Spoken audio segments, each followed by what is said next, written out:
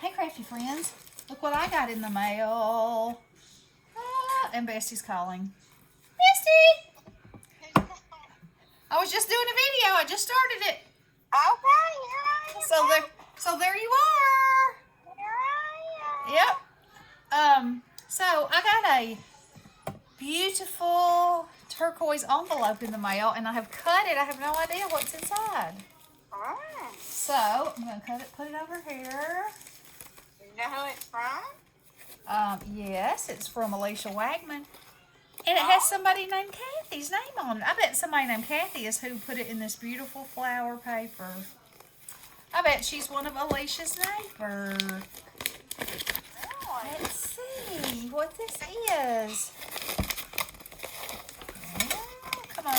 Oh! I didn't think that was terrible paper. Okay. Not terrible bad. Terrible as in able to tear. Can't get it out. It's in there good.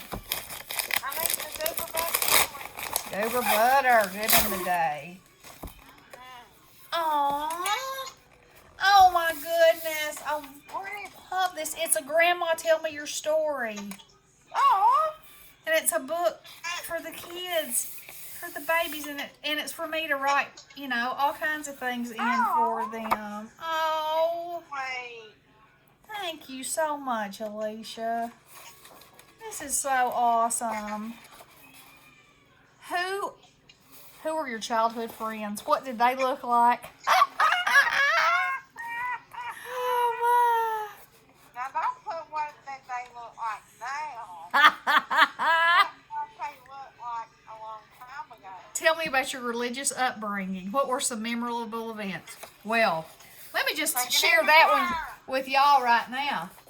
Me and the bestie here got baptized at the same time. We sure did. And Same day. in the Baptist church where they believe in dunking you. And guess what I forgot to bring? Dry panties. So there I was, newly baptized commando.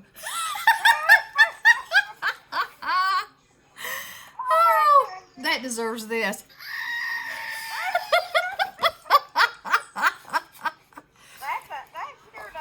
I was scared to death when I stood up that Crackerton was going to be eating my dress. And I know y'all know what I mean.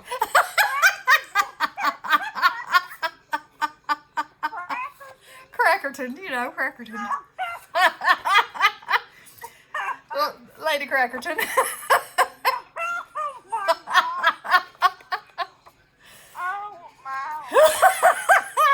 This is fabulous, Elisha. Absolutely fabulous.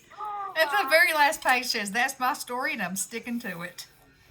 Oh my goodness, this is. Another story you can tell about your upbringing is us joining the choir and getting kicked out on the same day. Yep, we did.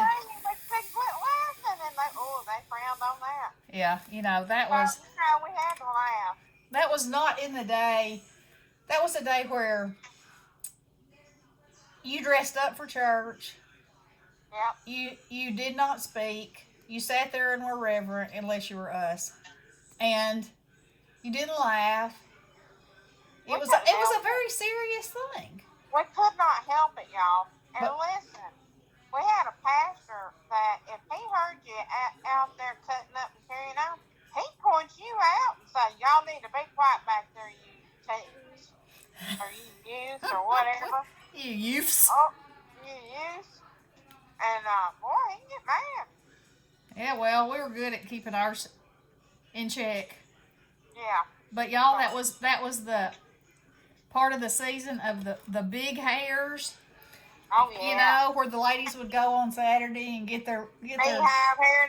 Get the bouffant poofed, and but then they'd come home and sleep on it on Saturday night, and sometimes when they got to church the next morning, there'd be real flat spots, which we found to be hysterical.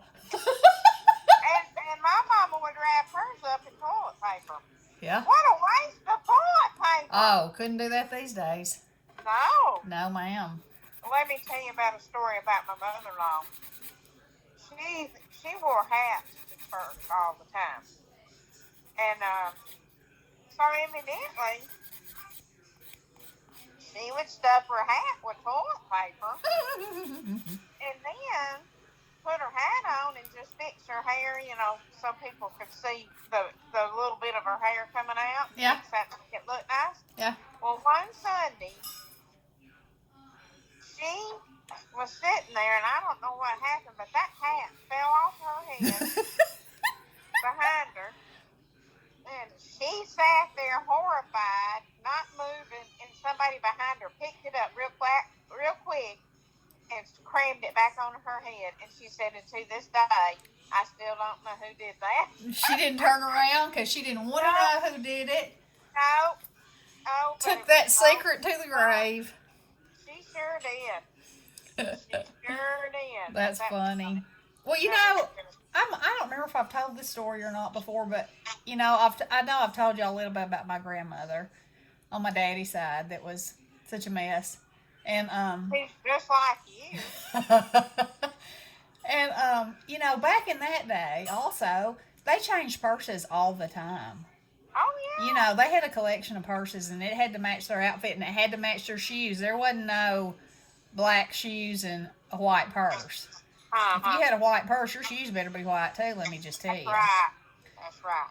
Which were also very popular back then. Shiny white shoes.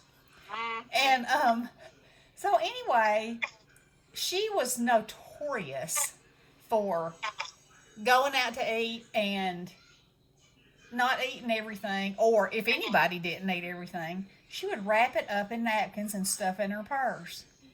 And say that she was going to take it out when she got home and either feed it to her dogs or chickens or put it in the refrigerator and eat it her own self.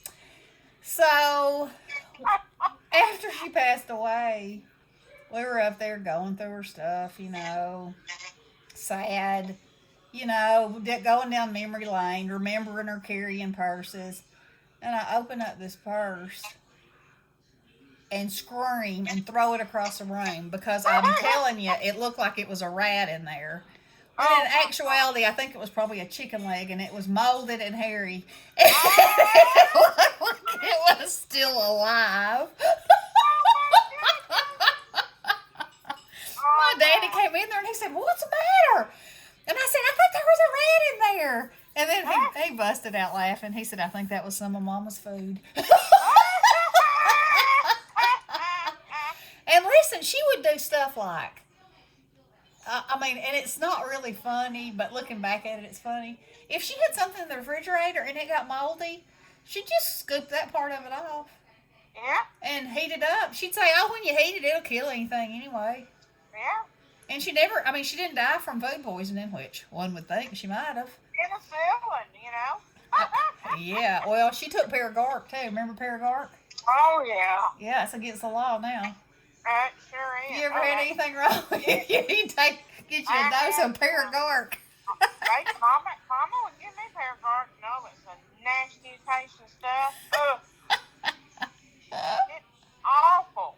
Oh, my. Anyway, while I'm on here, I want to say something. Hey. Something has saddened me terribly. Oh, no. I know, it's not a good thing, but I have to share it with y'all because it saddened me terribly. Y'all know our sweet Sheila. Oh, yeah. Country girl first. Uh-huh. Well, she's not going to do videos anymore. She's taking them all down except for the one that says... Yeah. Is it that bad? Her soul is broken. You can... Oh, her video, it just makes you cry. It's so awful. And Sheila, we love you, girl. You are a light in this community. Your love of God shines through you like a brilliant beacon. And we need you.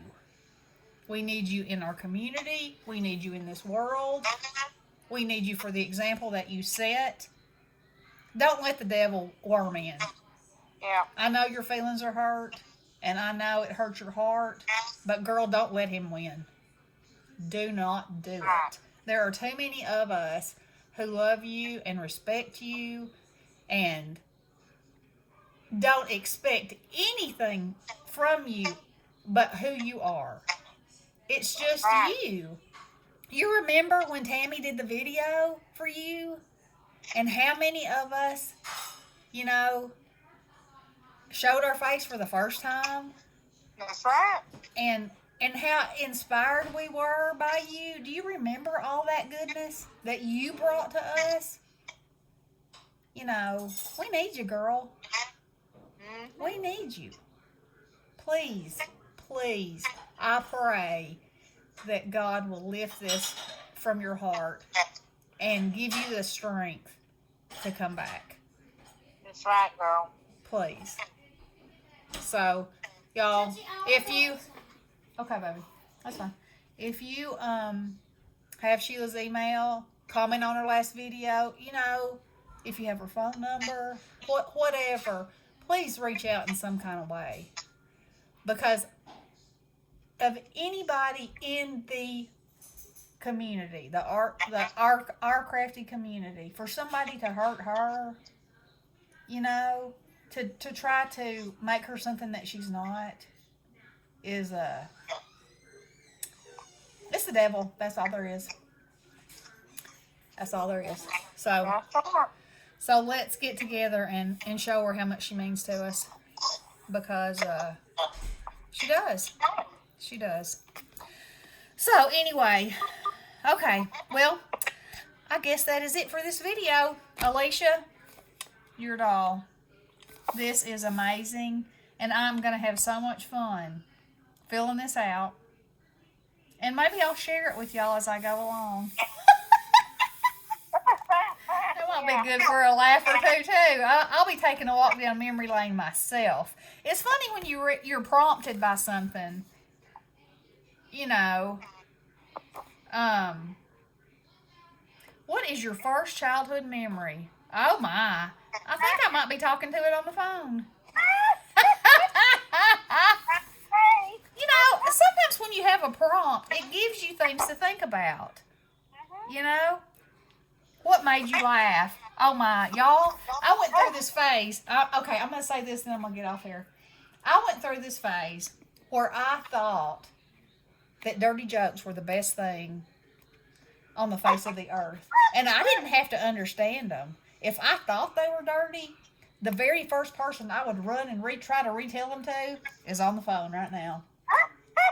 It didn't matter if they made sense to me. I would laugh like I had never laughed before, and she would too. And I sure didn't know what it was. I can remember we always had a travel trailer, and we would sit on the steps of that travel trailer. That was our joke telling place. Remember that? We would sit right there on those steps and tell some of the funniest, in my mind anyway, funniest. I don't know why I thought they were so funny. I guess because I wasn't supposed to be telling them. I know. Anyway. And I didn't know what it meant. When she told me, I just laughed anyway. And she'd explain it to me if she understood, and I still didn't get it. Yeah, and sometimes I would just make something up. He said, I know. Terrible. Okay, girls. All right. Well, I'm going to get off here now. I love you guys. Please show Miss Sheila some love. And Elisha, thank you from the bottom of my heart for this. This has touched my soul. Thank you so much. Yep, that's a great thing. It is. Love you, girls. Blessings. Okay, hello.